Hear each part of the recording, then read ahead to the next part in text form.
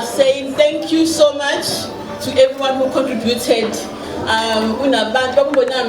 All of this is because of them. They contributed the 200 Rand Babo. We're having a deco for free. We are having a catering from Mamum So, Airport Dwayne catering. She told me that my course, the catering is costing more than 12,000. Do you know that? And she was like, do you know why? Because it's for Ubabonambi, I am willing to go all out. You know? We had other people who contributed more.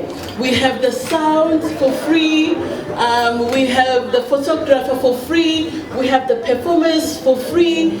We had so many things as he told you that because we just sikhulumile nje sabeka izwi and people bayihlanganisa bona ngowabo and they came to us. So to you Mem Somu there at the back, Airport Daily Catering, thank you so much.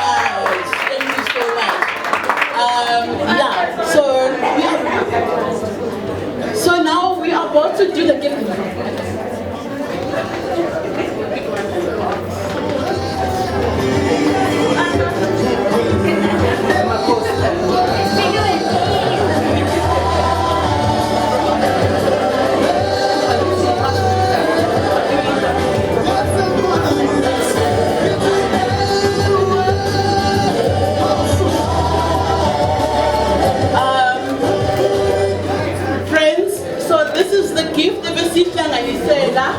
This one, the big one.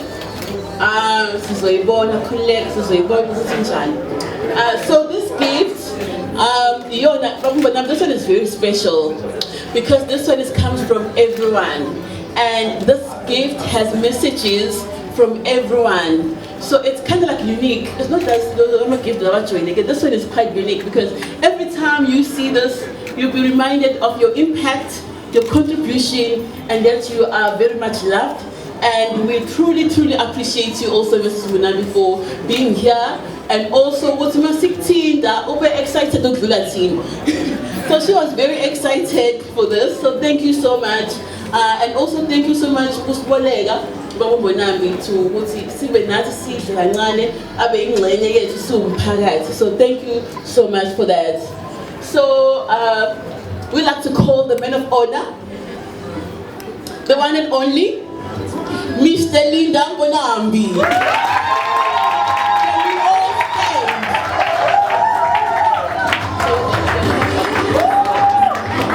Can we all stand? I must say, when Vuyo approached me to say there's this event I enjoy, by the way, this office, our office, it's what I call a people's office. Right? So everyone here owns this place. So Wokumuntu has a right and an opportunity to come and use the space for empowerment, development, personal transformation, and all the good things of developing Pagati. So it's a norm that people come to the place, to the space to use it for all sorts of training events and. So Uvuyo says to me, Mr. Bonambi, I would like to have you as one of our guest speakers. You know, I think as Babu Sponolbata said, you know, I talk a lot and I talk fast. So sometimes I think my weakness. I think ukhuluma fast is my weakness. Ngiyazama ukudila nayo. Ngiyakubuka abanye abantu abanenza lithi eyazi ngiyila ngifisa ngathi nganenza kanje. I hope one day as I grow older, you'll find it. So, yeah, I'm supposed to be here as a guest speaker, but then she made a request to say, oh no, guest speaker is coming there. It's a black tie event, you know. Now, many of you know, I'm African shirts, you know. I love these African shirts because African shirts get you to be able to have a relationship with the person who makes what you wear.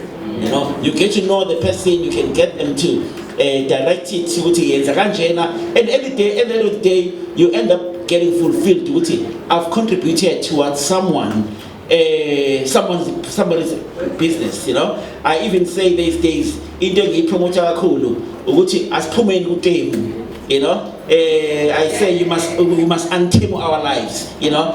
Buy local, because if we buy local and not buy from China, we are going to be able to create sustainability. So, yeah, I must say, Vuyo, you really got me here, because the only thing I said to you, but I knew in my heart of hearts, I could still think they go up, you know. I'm just gonna come, give it decent as much as I can, so that you know. And I must say, hey, give on cool. I think umfowethu, my leader, Ukisa Dlamini, uyibeke kahle uthi hey mina angiyena umuntu othanda ukuthi amehlo wonke abuke mina. I used to love a two-pack, mayicula, all eyes on me, but mina I can't relate to that, you know. Ngiyathanda ukubuka abantu, ngiyathanda ukusupport abantu, ngiyathanda ukuncoma abantu. That's what I enjoy. I like to sit at the back there and see people doing their things. But mase kuyimina kanjena, hey kulukhuni bakwethu, you know. So ingakho for the whole of the time ngikade nje ngi-overwhelmed by my emotions. Angiphethe naduku, so nje izandla zami you know ngisula amehlo. So ngibonga kakhulu from the bottom of my heart for what you have done. I should say ukuthi, yeah, having said what I said, I understand it takes a lot of sacrifice to put an event like this, and I also appreciate all the contributions you have made, and also having to emphasize, hey, as a public servant, now ngizizwa ngine pressure ke manje ngifuna ngiyodeclare manje ukuthi abantu bahlangane egameni lami kanti mina njengoba ngiyilana bakwethu I'm here because of choice. The choice I made ukuthi I'm going to come here and be a manager who's going to make sure ukuthi uhlanganisa abantu to make things happen.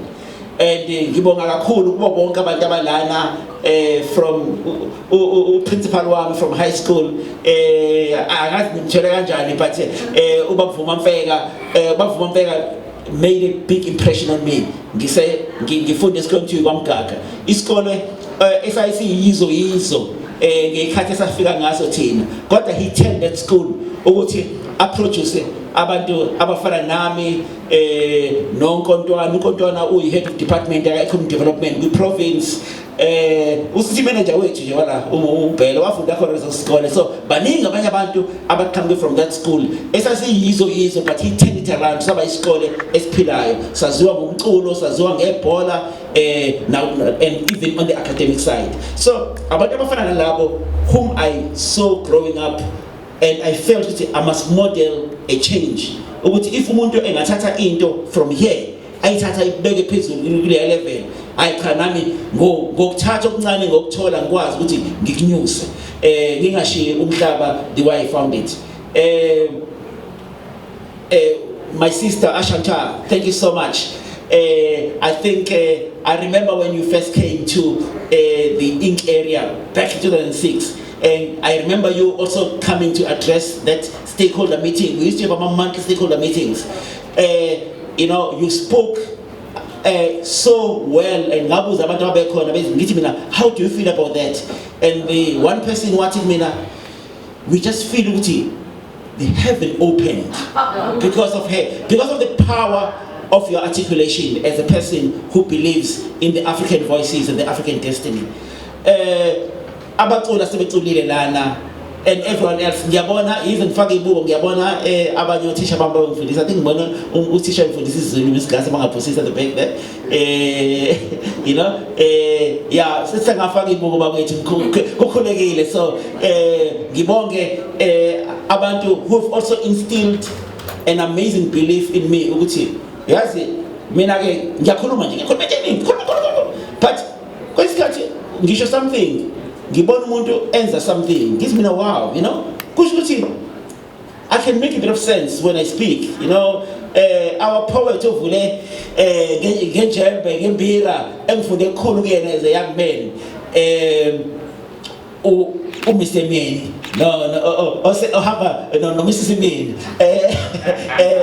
and I mean, he was a young man, eBack Center benza ama poems bebhala behlangana every every week, and abantu abafana no Phila abakhe a practice in me ukuthi uyazi kwesinye isikhathi impilo if wenza into ube consistent kuyona uqhubeke uyi-perfect, that's where excellence come, so no wonder why he is where he is today, because he understands of the power of consistency, because that produces excellence. So I'm welcome. Yeah, thank you. I'm welcome nganibonga ngamunye, but to the organizers led by uMakhosi, ngibonela uMakhosi, angifuni ukuba abantu abaningi bafika kumina be ready for success, to be honest. I cannot claim credit, Charles, our comedian, when I met him around 2017, what is Simpiwe Mina? Okay, a young comedian, I knew it was someone who was just starting out the comedy scene.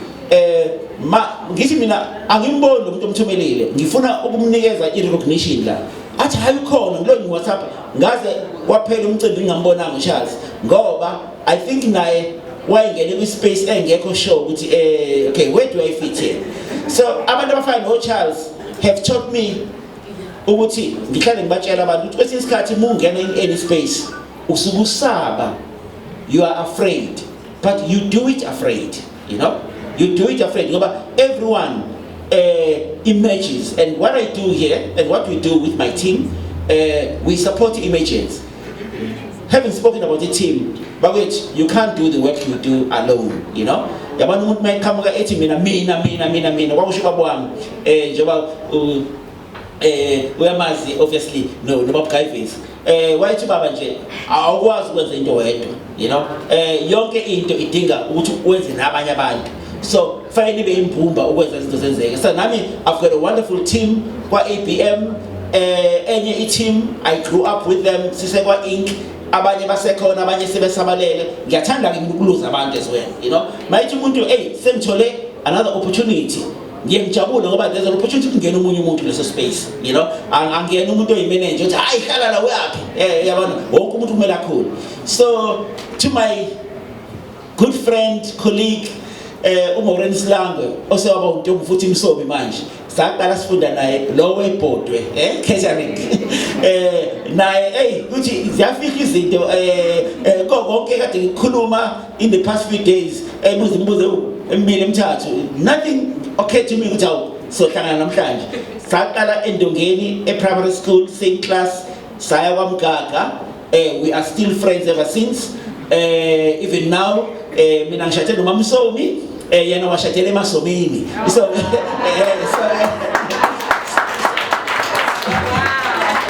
sawubonga abakamdali basizamile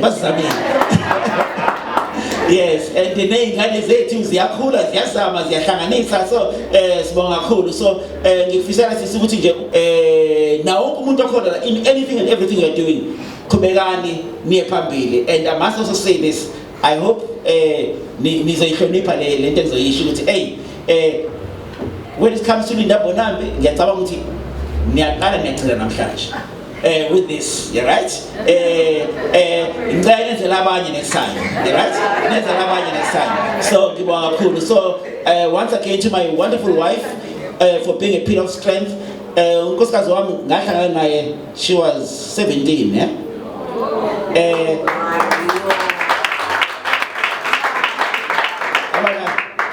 Wayilezi ngane ziqenge esheshizaqeda isikole wayesevasithi at 17.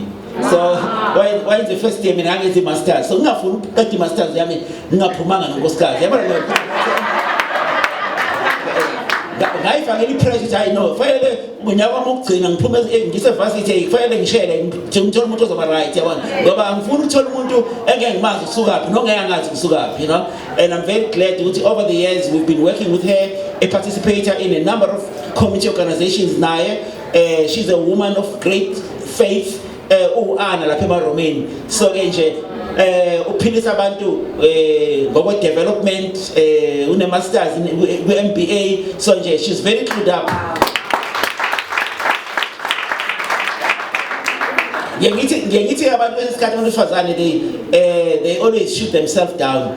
Ngisho lokho manje phambi kwenu phakathi and my friends and my second family ukuthi abantu besifazane have to believe in the power of their own dreams as well, you know. Yabona nje ngizokusho without any fear ukuthi yabona unkosikazi wami uhlakaniphile, usmart.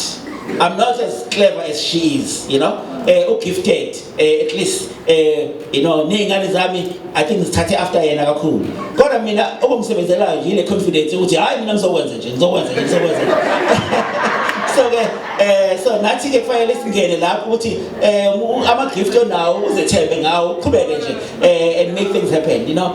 With those words, thank you very much, and to the colleagues bala kwamasipala kunama interviews enzeka across, so I think umcimbi wethu uba affectile kancane, kodwa ke ngixoxa kakhulu to them and for this kodwa ngibonga kakhulu kunina from the bottom of my heart.